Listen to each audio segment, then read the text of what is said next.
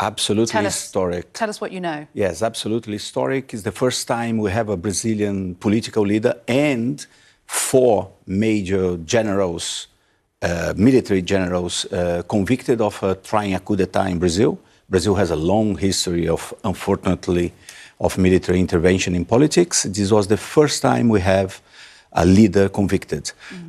Today, the Supreme Court reached a majority. So they have a panel of 5 judges ruling the case.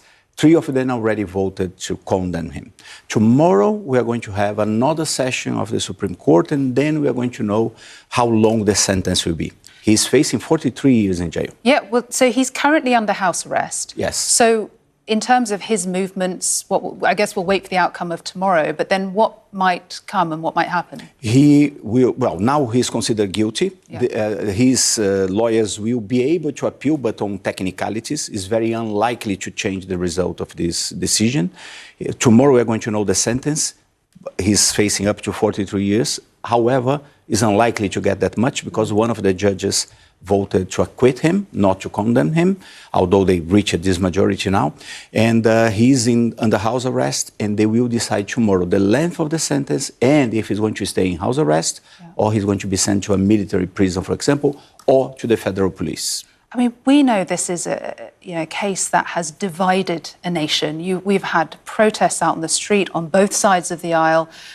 Is there concern right now that violence is going to erupt in the aftermath of this? I mean, what are you hearing about the mood? Unlikely to have violence, thanks. But you are very right. Brazil is very polarized at the moment. It's very, very divided. So this is one case that will touch on the passions of people. Bolsonaro remains a very popular right-wing politician. His supporters will protest. They're pushing the Congress to vote some kind of amnesty. But hopefully we are going to have some demonstrations, but not violence. We had lots of demonstrations recently in Brazil from both sides, people backing the left, people backing the right. But thank God we didn't have violence. So we are not expecting that.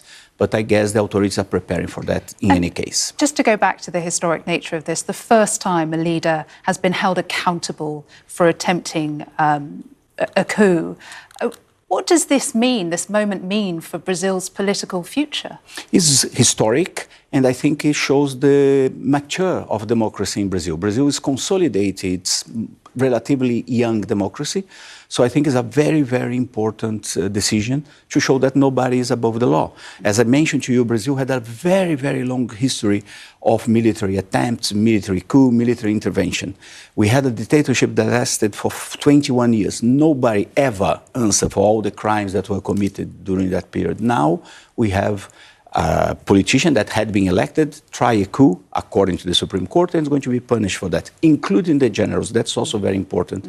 So I think it's a sign that democracy in Brazil is coming to age. I mean, it is a busy day in Washington, as we've been reporting. We will, of course, look to reaction from there. Obviously, this has been a case that has escalated tensions with President Trump. But for now, a historic day, as you say, and we will continue to follow this. Americo, appreciate you being here. Thank you. Thank you.